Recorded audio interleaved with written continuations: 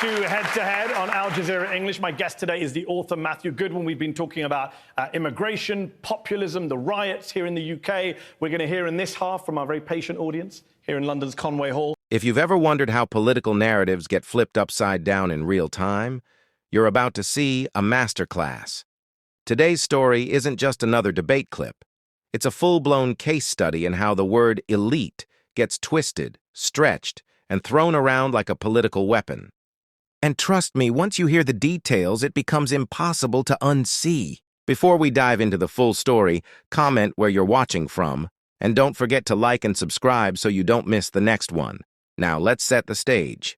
Imagine someone stepping up to a podium, boldly claiming to be the fearless voice of ordinary people, the champion of the working class, the defender against those mysterious, looming elites.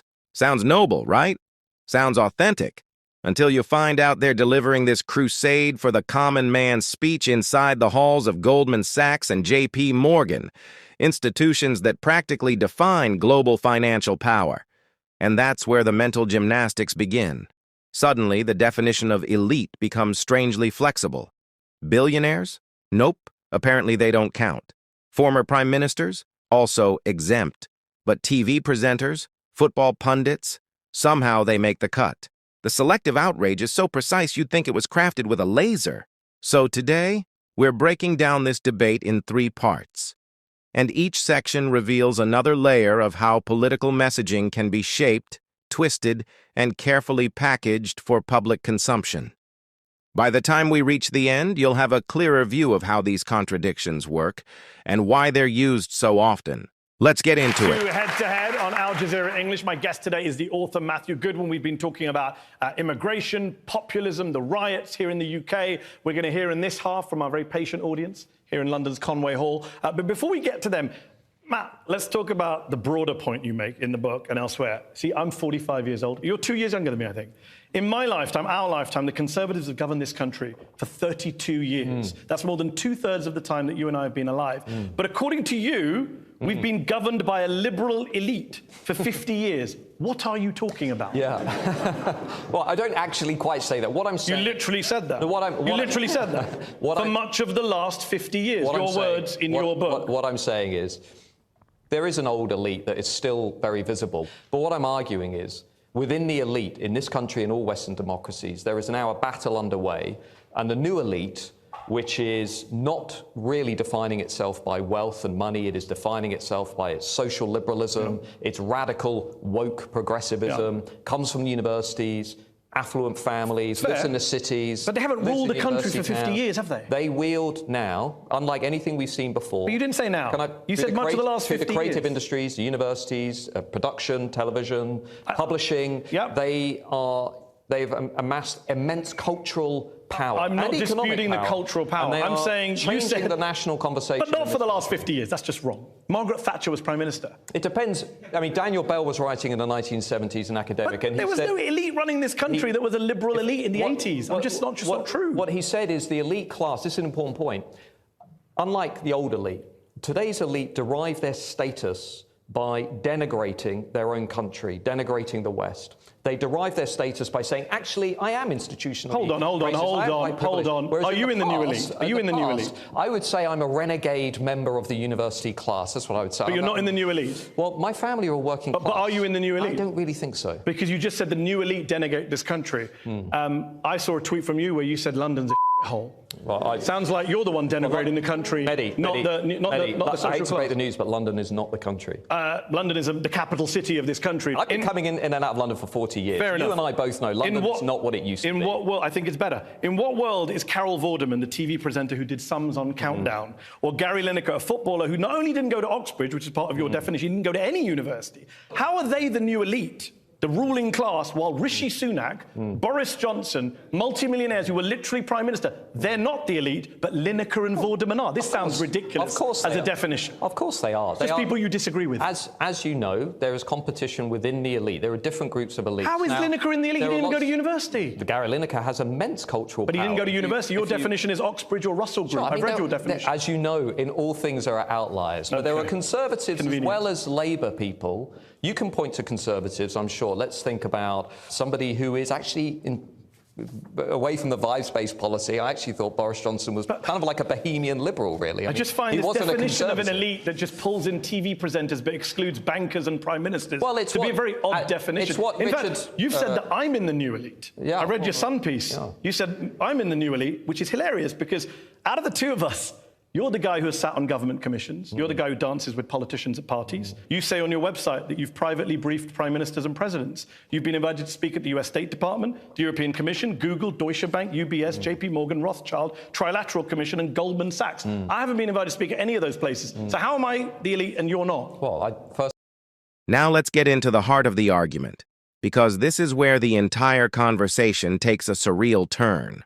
Matthew Goodwin wants the audience to believe, with a straight face, that figures like Gary Lineker and Carol Vorderman represent the real elite shaping Britain. Not billionaires, not prime ministers, not the people drafted into private briefings with world leaders. No, apparently it's the TV presenter and the math whiz who pose the greatest cultural threat to the nation. Just pause on that for a moment. We're supposed to accept that a former footballer who didn't even go to university somehow wields more elite influence than Rishi Sunak, a former prime minister with a personal fortune that most people can't even imagine. The contrast is so extreme it almost plays like satire.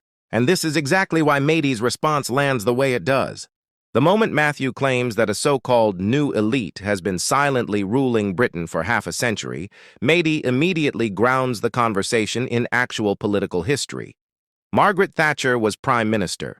That single reminder cracks the entire argument open. Because when you look at the last several decades, the Conservative Party has governed for the vast majority of that time, yet we're told the country has secretly been under the thumb of a hidden liberal elite? It just doesn't add up. Then comes the moment that truly exposes the gap between rhetoric and reality. Mehdi starts listing the institutions Matthew himself has spoken at. Goldman Sachs, JP Morgan, UBS, Rothschild, the Trilateral Commission, private briefings with prime ministers, presidents, and high-level power brokers. These aren't fringe venues. These are the very centers of global influence. Meanwhile, Mehdi points out that he's never been invited to any of these rooms. So if we're asking who sits closer to actual power, the answer becomes pretty difficult to spin. And that's when Matthew's definition of elite suddenly shifts. He stops pointing to wealth or influence and instead retreats to a vague claim. We don't share the same values. And right there, the whole concept reveals itself. In this framing, elite isn't about who holds power. It's simply shorthand for people I disagree with. If you're progressive, you're elite. If you're conservative, even while speaking before global finance titans, you're somehow the outsider, the rebel, the voice of ordinary people. This is the sleight of hand we see over and over again. Redefine elite in cultural terms, not economic ones. That way, actual elites who share your politics stay safely outside the spotlight, while critics, even journalists with no institutional power, get painted as the real ruling class. It's a narrative built to flip the script, and once you notice it, the whole strategy becomes impossible to ignore. Okay, so as you know, we don't share the same sets of values, and I would argue your values reflect this new elite. So now you're defining elites based on just people you disagree with, which is what I said 2 minutes ago. It's not based on any kind of actual life experience. I think you derive a sense of moral righteousness, a sense of grandiosity. As do you. Both of us do as opinion formers. By projecting a set of socially liberal, radically progressive values. You're quite sceptical of, let's say, Western nations' history and so forth. And I think in the axis of elite competition, your group are winning at the moment. I think they are accumulating lots of cultural power. Really? But how come you're the one who's speaking at Goldman Sachs, JP Morgan, UBS, Rothschild, Deutsche Bank? That's not elite. Those are not the elite. I love the way you just airbrush the financial elites, the people with all the money from any discussion. No, very convenient. I'm very critical of some of those people. Then why are you speaking at all the banks? If you want to understand why so many people in the West are turning to Trump, are turning to Le Pen, are turning to the AfD, are turning to Nigel Farage, I'll give you one reason. It's because what's happened is much of the elite class has moved so far to the cultural left on gender issues. Yeah. Little boys can become girls and little girls can become boys, on hating Western countries and their history, on saying that we should be ashamed of who we are. Most voters do not think like that. So what I'm arguing is if the elite class wants to stop this populist rebellion, Yeah. They need to get back in And I'm touch saying to you that your with elite the class values definition of is ordinary nonsensical. people. You are a Reform Party supporter. You mentioned Farage, just to be clear. This is the most elite party in the UK. Well, I'm not actually a member of the Reform You literally Party. told people to vote for Reform. I think Reform is a vessel. It's a vehicle. But you told people to if you vote for want to Reform, change Matt. There's no point politics in backing this away from what country. you did. You told people to vote for Reform. It's the most elite party in the UK. It has 5 MPs. 4 of the 5 Reform Party MPs are Richard Tice, private schoolboy, multimillionaire CEO. Nigel Farage, private schoolboy, city trader. Rupert Lowe, private schoolboy, investment banker. James McMurdoch, investment banker. I found your elite, Matt. They're called the Reform Party. It's also... I mean, they are. Very good. It's also got... They are, aren't they? The Reform Party's also got a more working-class electorate than the Labour Party. What about the people in Parliament? Of course they're elite. Of course they're elites in the party. Finally, we can agree. But it's not, right. as you know, politics in this country is broken. Both of the big parties are not speaking to the values of ordinary people. Your definition of ordinary people is different to mine. Let's go to the panel who are waiting patiently. Zoe Gardner is an immigration policy expert, campaigner for migrant rights. Zoe, do you recognise this idea of a new elite shaping the national conversation? What do you think? Well, I think you hit the nail on the head, didn't you? Because he's excluding everybody with real financial and political power from his definition of the new elite. The reality is that almost in the entirety of our media ecosystem in the UK is owned by literally a small handful of billionaire men, right? One example would be Paul Marshall. He's the majority share owner of GB News, your spiritual home. He just bought The Spectator magazine. But all of us ordinary people have felt the pinch, have felt that we're getting poorer. He's now a billionaire. And he has been shown to share really radical extremist and nasty racist content online. He is the type of person who has the real power to set the agenda of the narrative in the UK. What you're talking about, the idea that the left sets the narrative on migration in the UK, it's just not realistic for anybody who's opened a newspaper in the last... This is where it gets absolutely beautiful. Matthew just told people to vote for Reform Party, right? He's been positioning them as the party of ordinary working people fighting against the elite. So Mehdi does what Mehdi does best. He brings the receipts. 4 out of 5 Reform Party MPs, Richard Tice, private school multimillionaire CEO, Nigel Farage, private school city trader, Rupert Lowe, private school investment banker, James McMurdoch, investment banker. Mehdi literally found Matthew's elite. They're called the Reform Party. The party of the people is led entirely by private school investment bankers. And Matthew's response? Well, they've got a more working-class electorate than Labour. That's not the point. You can't define elite by education and wealth and Oxbridge connections, and then completely ignore it when it's your guys. Either investment bankers are elite or they're not. You don't get to pick and choose based on whether they agree with you. Then Zoe Gardner comes in with the real analysis. She names Paul Marshall, majority shareholder of GB News, just bought The Spectator, now a billionaire while the rest of us are getting poorer, sharing racist, extremist content online. This is someone with actual power to set the national agenda. And notice how he's completely absent from Matthew's definition of elite? The pattern is so clear now. Billionaire media owners shaping public opinion? Not elite. Investment bankers running a political party? Not elite. But a TV presenter who does math puzzles and a footballer who tweets progressive opinions? That's the dangerous elite we need to worry about.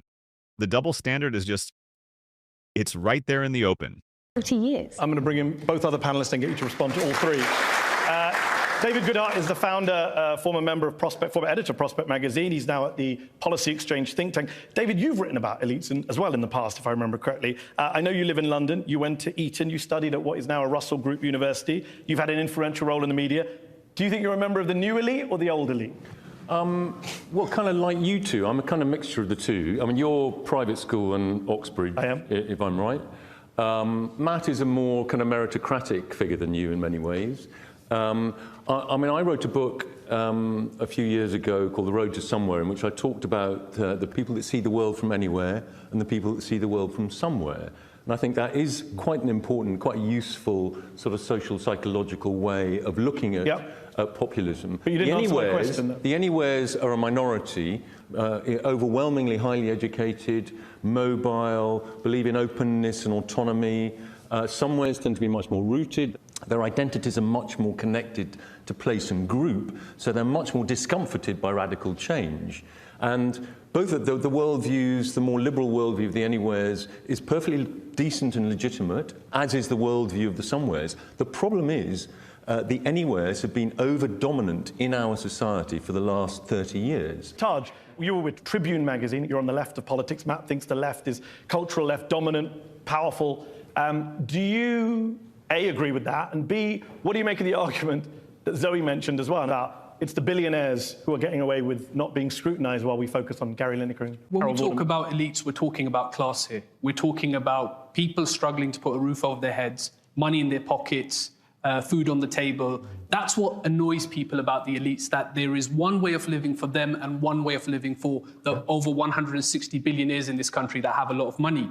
Now, if you want to tackle elites, why are we not talking about taxing the rich? Why are we not talking about redistribution? Why are we not talking about investing in many of those communities We that are saw talking about rioting? taxing No, the we're rich. talking Matt's about not. We're culture talking about wars Matt tonight. because I we think his don't want to question is to talk Matt. about class. We would rather talk about culture wars. We'd rather try and play this game of division and the blame game, rather than dealing with the central issue that for many, many years, we have seen a lack of investment in working class communities. So the wealthiest in society are getting away with a lot, and we're not holding them to account. I want to tackle the elite as much as everyone else, but that's not what we are talking about. So Zoe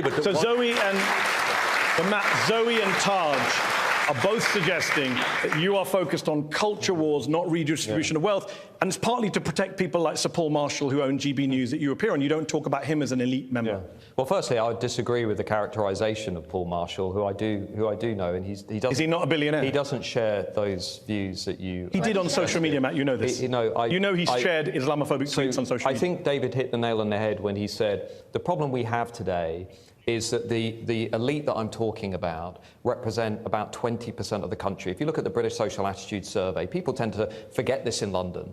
Only 20% of Brits are strongly and consistently liberal on lots of issues. Yet if you were to look at the national conversation or the policies that are passed... Come on, Matt, you're cherry-picking again. The vast majority of the public agree with what Taj just said. They support redistribution, I'm just going to come to that. public ownership. I'm going to come to that. Those overwhelmingly reflect the liberal priorities of this new ruling class.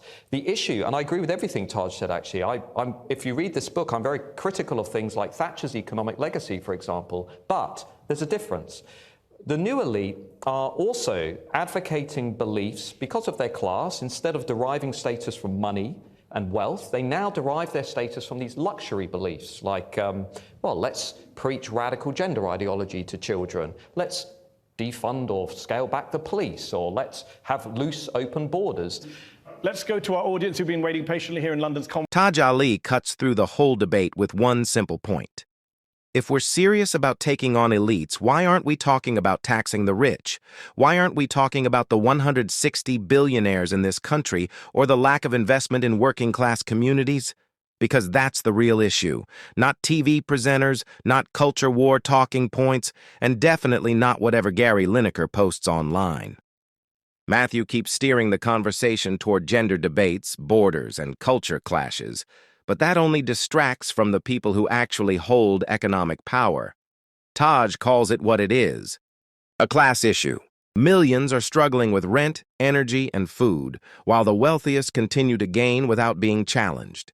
David Goodhart tries to frame things as anywheres versus somewheres, but even that misses the core imbalance, because neither group comes close to the power of those who own major assets and shape policy. Matthew argues that a small liberal minority controls national priorities, but when you look at policy on workers' rights, wealth taxes, housing, or public ownership, it's clear the system reflects the interests of the wealthy. Low taxes on capital, weak unions, privatization. And that's the trick behind the culture war definition of elite.